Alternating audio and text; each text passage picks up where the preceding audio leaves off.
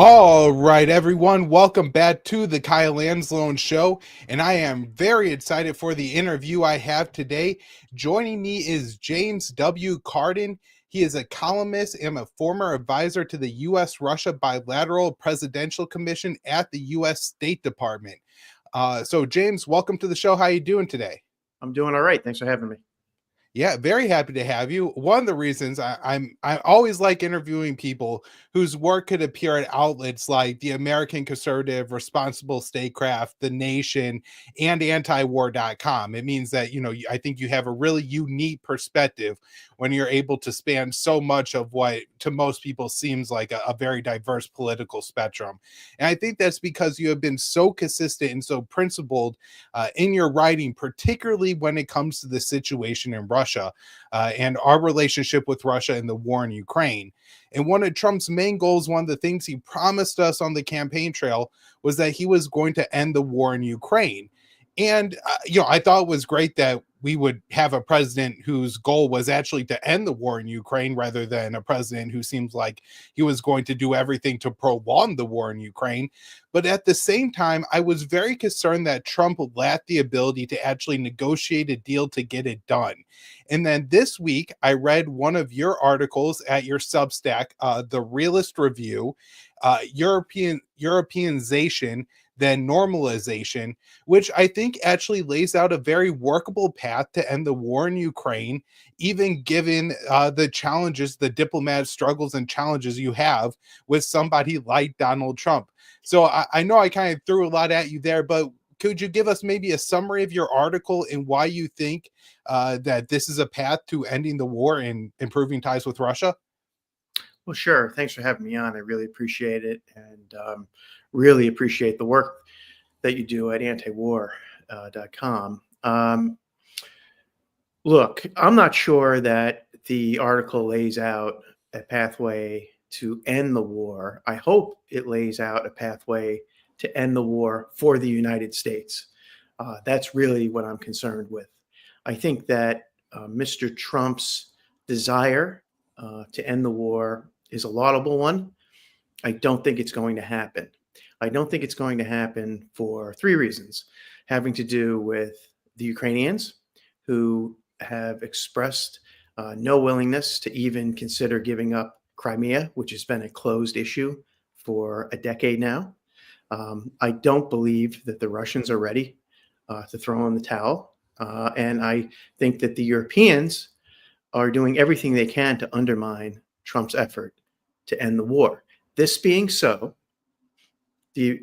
Trump and his envoy, Steve Witkoff, who has, I think, done an admirable job, should tell the Europeans that Zelensky is all yours, and you can do what you like. They've already pledged. They came out recently with a 21 billion euro package to support Ukraine.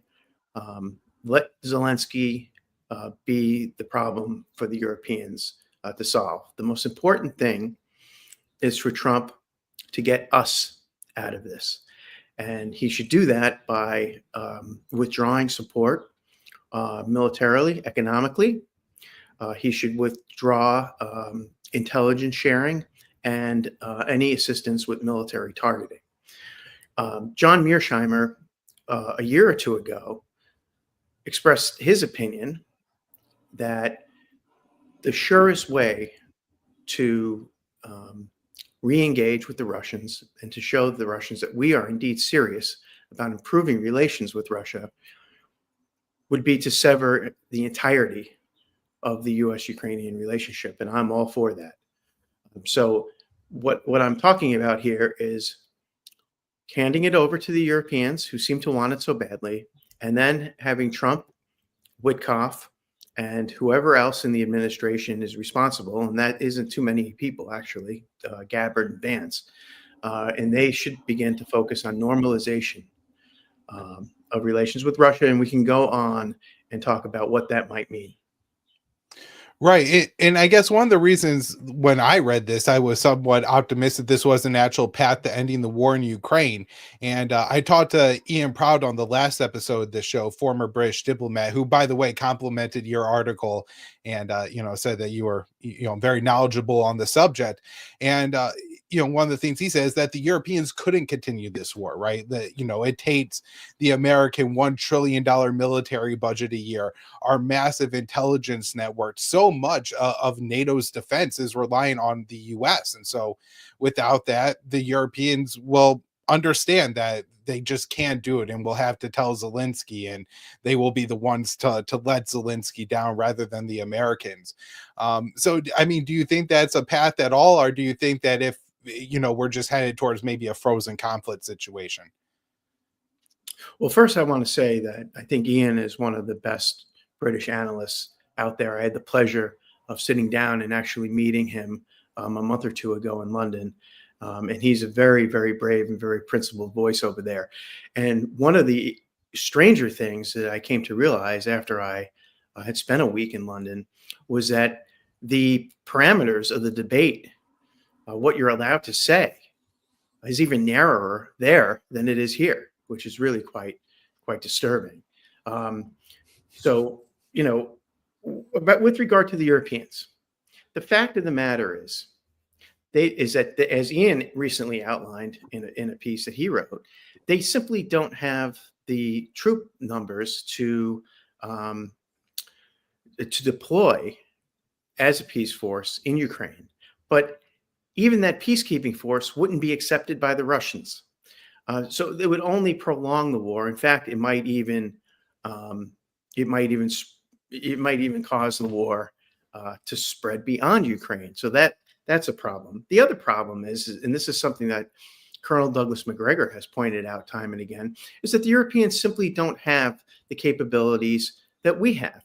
So once the decision is made by the United States to stop sharing intelligence, to stop assisting the Ukrainians with military targeting, that's the ball game. So, reality eventually is going to dawn on the Europeans. But right now, they're pretending that they're going to step into the breach. If they want to make that mistake, that's fine. We can let them. But, Donald Trump's main concern should be ending America's role in this war that we, after all, helped start and then needlessly prolonged.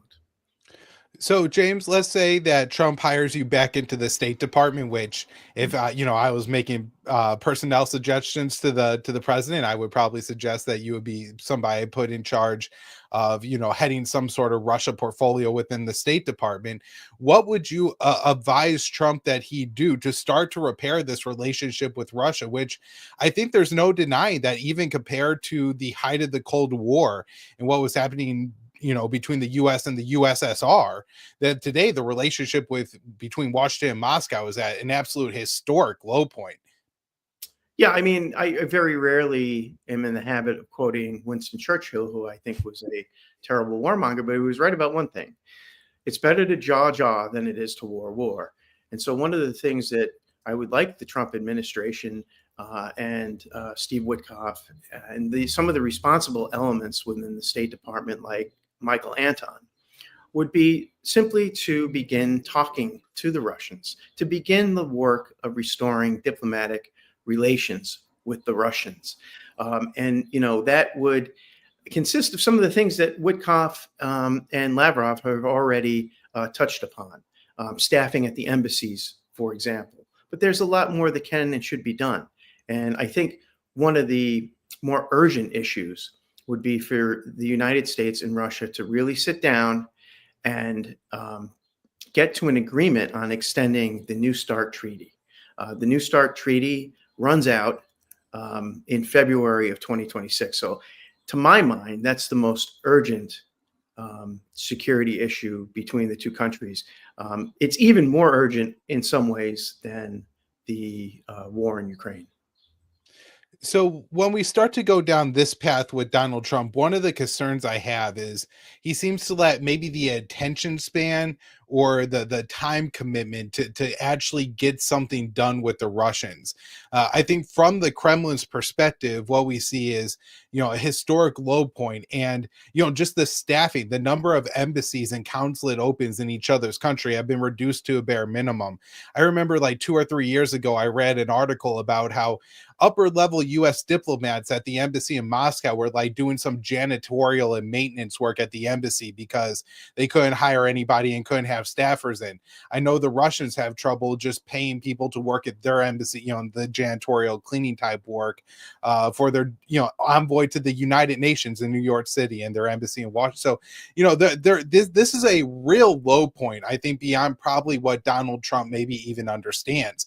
I mean, the Washington Post, I believe, or it was the New York Times that did the big expose on the war in Ukraine, said that during times that the U.S. was like 50% sure that Russia might use a nuclear weapon in Ukraine, and yet we continue to escalate the war. And so this is a real low point for negotiations, and it seems like it's going to take months, if not years, of trust building, even to get to the point where we can extend nuclear arms control agreements and things like that. So do you see this problem, or do you think that Trump could actually get this done in a quick enough time frame to hold his interest? That's always the $1 million question with Mr. Trump. What's going to keep his interest? We shouldn't let Donald Trump off the hook with regard to relations, the deterioration of U.S.-Russian relations. During his first term, Trump was very free with the sanctions weapon. Trump expelled 60 Russian diplomats from the United States, and he provided Javelin anti-tank missiles to Ukraine, which was something that Obama had refused to do.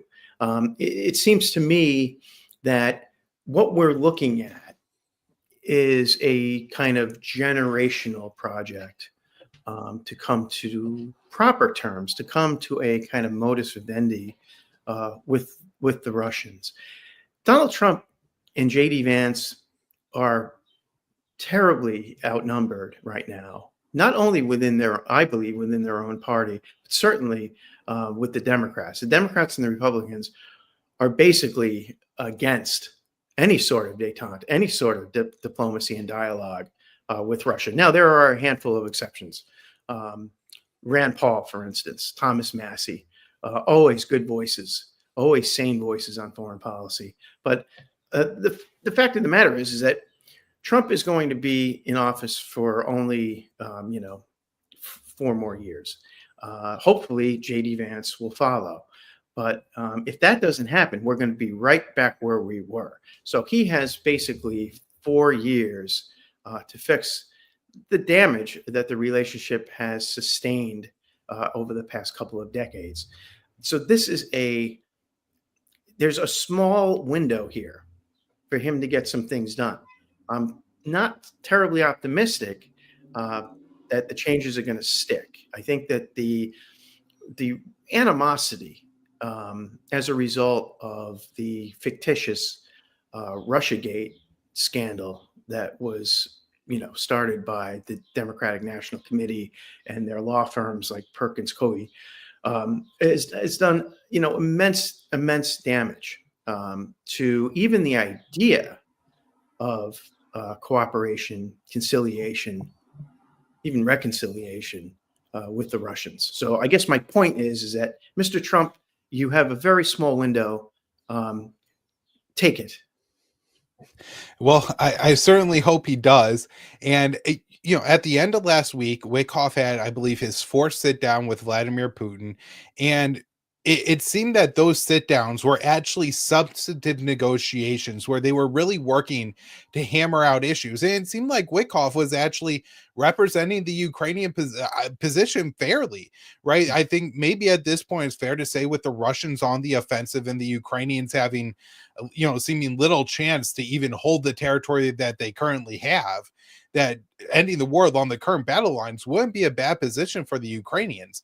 And that's apparently what Wickoff was pushing Putin to take, which he was resistant to. But it seemed that they were talking about substantive issues, and then we had the meeting with Zelensky and Trump in the Vatican, and Trump's tune seemed to change. So I have a clip from Donald Trump speaking on this fairly recently. Chris, can we play the first clip? If there's no peace deal, will the U.S. cut off military aid to Ukraine? I don't want to tell you that. I'm not going to tell you whether or not I would or not. I want to leave that as a big fat secret because I don't want to ruin a negotiation. But I'd be worried. I will tell you, I was not happy when I saw Putin shooting missiles into a few towns and cities, and that was not something that I like seeing, and I thought it was inappropriate, but I think the whole war is inappropriate. So Trump seems to be more and more comfortable with criticizing Russia and now also talking about secondary or banking sanctions on the Kremlin. Do you think Trump has maybe abandoned this diplomat track with Russia and is now seeing things more in line with how Zelensky and the Ukrainians do? No, I think he's flailing. I think that they probably understand that, look, the best that Ukraine can hope for is a freezing of the conflict at the line of conflict. The Russians are, I think, in no mood to compromise, and I think Putin made that very, very clear. So basically, the president is stuck. He's dealing with two parties that actually don't want an end to the conflict. And I think Zelensky probably, if we're being honest, can't end the conflict because if he does, it will end his life. Zelensky is surrounded by members of the Ukrainian far right who will take him out the first chance that they get. And let's also be clear, Mr. Zelensky's legitimacy as president is open to question, given the fact that he ought to have held presidential elections a year ago, and he did not. So he's in a very tenuous position, and the Russians know that they have the wind at their backs. So Mr. Trump should just get out and hand this off and begin the hard work of restoring some sort of relationship with the Russians. Doesn't mean we have to be best friends with them. It doesn't mean that we have to, support everything Putin does domestically. But I think Americans have an unhealthy obsession with the way other countries line up their domestic affairs.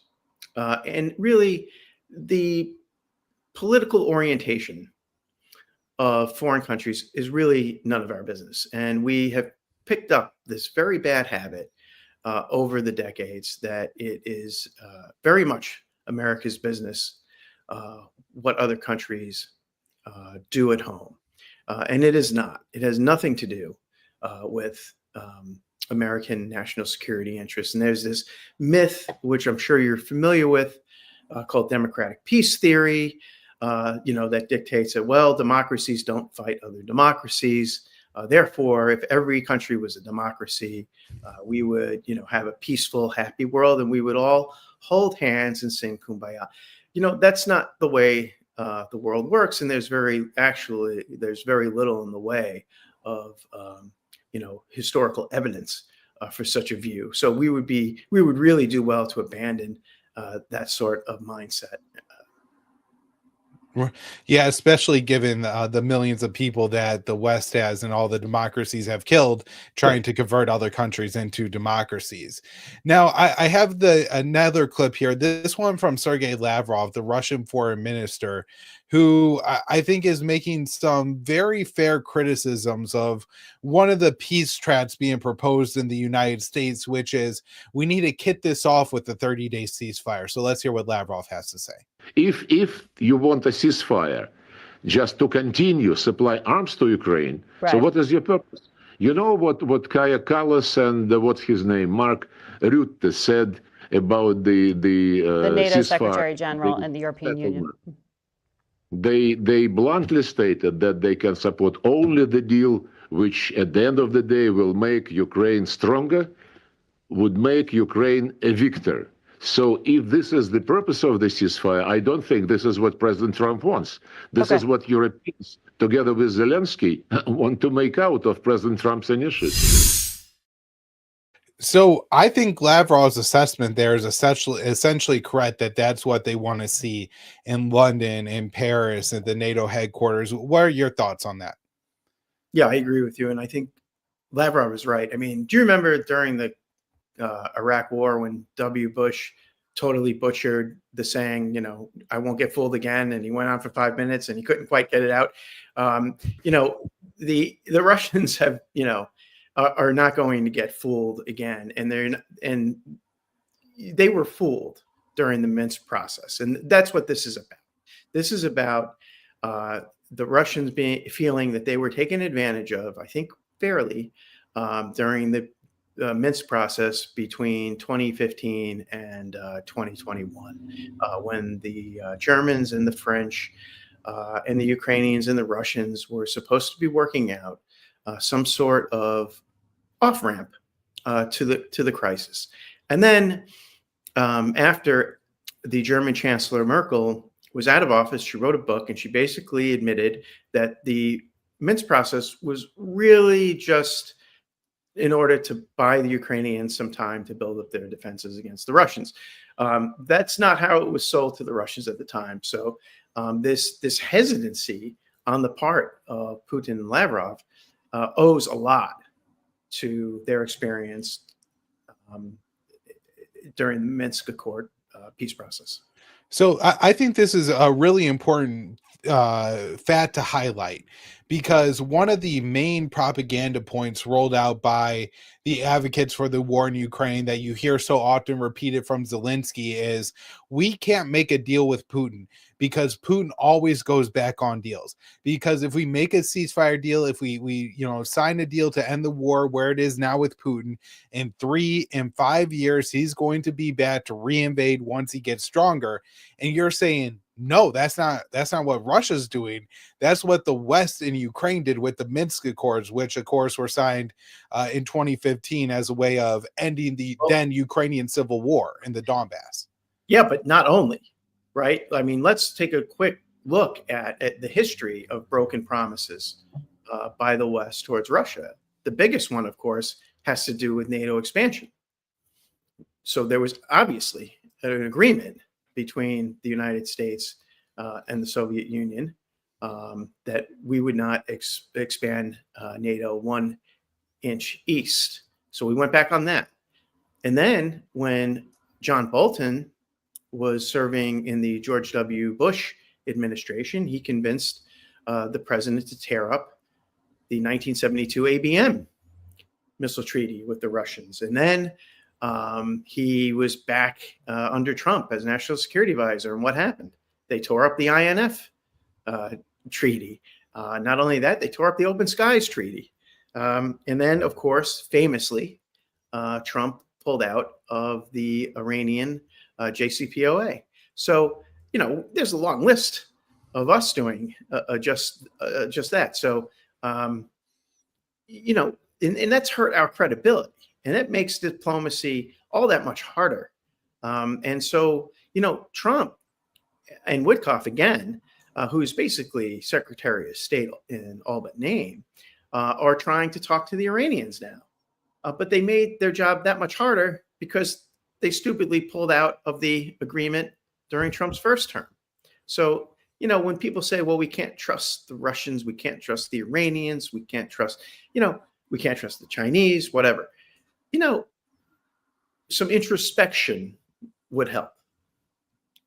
Yeah, absolutely. I could agree with you there. Now, Chris, on this next clip, I want to go out of order and play the second Lavrov clip here. Will Russia continue targeting Kyiv despite President Trump saying, Vladimir, stop?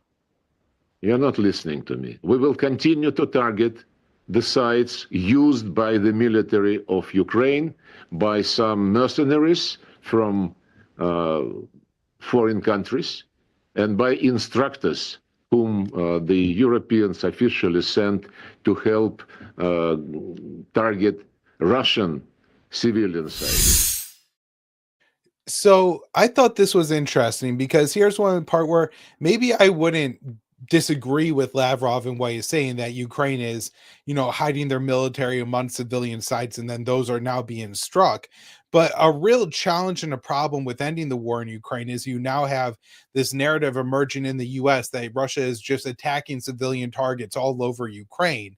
And Lavrov seems pretty hardline in his position here that Russia is going to keep, up with the military advances that they're doing. So, just if you were negotiating here, if you were talking to Lavrov, would you be trying to get the Russians to ease off on striking the cities? Or do you think that's just somewhere the US probably doesn't have room to negotiate? Yeah, I'm not really sure what we don't really have a stick. Trump seems to think that he's going to slap some more sanctions on the Russians and it's going to make a difference. Well, that hasn't worked so far. And frankly, in the history of the long history of America using sanctions against these rogue regimes, there's very little evidence that they actually changed the behavior of the states against which they're aimed. So no, I don't. Trump likes to talk a lot about, and he did this with Zelensky, about who holds what cards, and are the cards that you hold any good? I think it's beginning to dawn upon him that the cards that we hold are not particularly stellar. So again, I think that they're coming to a realization that really we don't really, if we want this thing to end, slapping sanctions and antagonizing Russia is probably not the way to go. It didn't work out for the Biden team. Yeah, certainly not. So I have one more clip I want to play for you here. This is Marco Rubio over the weekend, and he's kind of, I think, maybe putting up a different side of the administration thinking. So let's play this clip from Rubio. We think we brought the sides closer than they've been in a very long time, but we're not there yet, and it needs to start happening. We need to start. I think this is going to be a very critical week. This week is going to be a really important week in which we have to make a determination about whether this is an endeavor that we want to continue to be involved in, or if it's time to sort of focus on some other issues that are equally, if not more important in some cases. But we want to see it happen. There are reasons to be optimistic, but there are reasons to be realistic, of course, as well. We're close, but we're not close enough.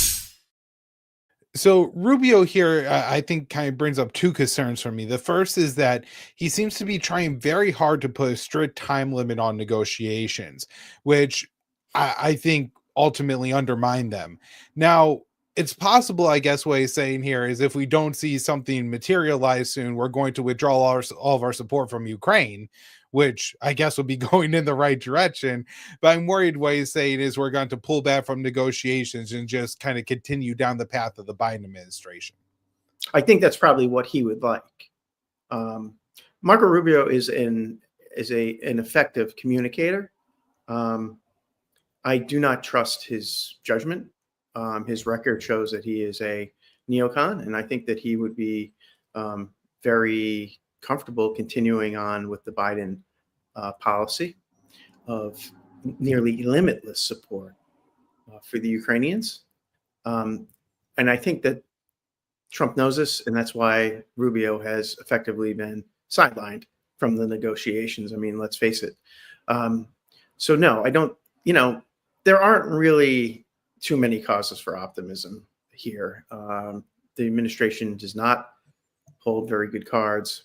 And I fear that in the face of continued intransigence from the Ukrainian side, the war is going to continue, but it is not going well for them. And it looks like the Russians are going to basically be forced to win the war on the ground. And that means, another year or so of war. So before I wrap up here, I guess, one of the things I'm interested in and that I think is probably very important in the Trump administration is kind of the internal dynamics of the administration and the State Department, where you have Marco Rubio, who's Secretary of State, but you also have other people in the Trump administration who I don't even think are in confirmed positions, like Steve Witkoff, who's an envoy, or Rick Grenell, who's an envoy. And it seems that of the three of them, Steve Witkoff is essentially doing the job of Secretary of State at this point. But does Marco Rubio, as the actual Secretary of State, have a lot of room to undermine or interfere, or can the U.S. Secretary of State essentially be just completely sidelined from the most important diplomacy going on from our country? Yeah, he can, and I mean, there's historical precedent for that. All you have to do is look back to the Nixon administration and see how Kissinger and Nixon decided to sideline William Rogers. Rogers was nowhere to be found during the negotiations to end the Vietnam War.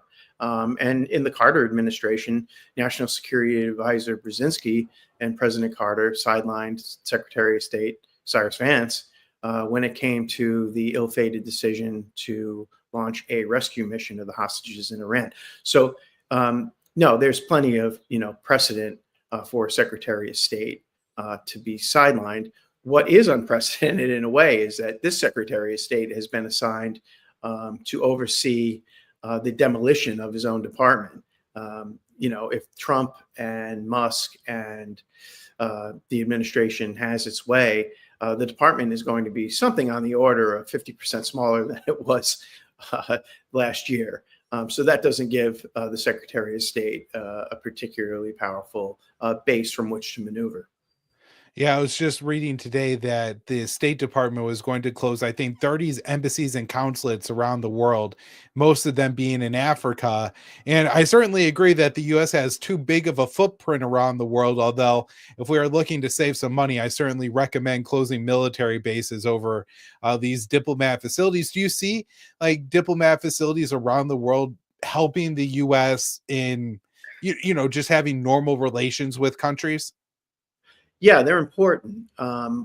Which isn't to say that there was no room to cut it, but if they were really serious, they would start, as you suggest, with the 800 military bases we have scattered all across the globe, and they would begin taking a very hard look at the Pentagon budget, which they basically have yet to do. So basically, they're going after places like the State Department and USAID because they have an ideological axe to grind. If they were serious about, kind of revising America's role in the world, they would take a very hard look at the Department of Defense, but they are not going to do that. Unfortunately not. James, thank you so much for joining me on the show today. Everybody subscribe to his Substack, The Realist Review.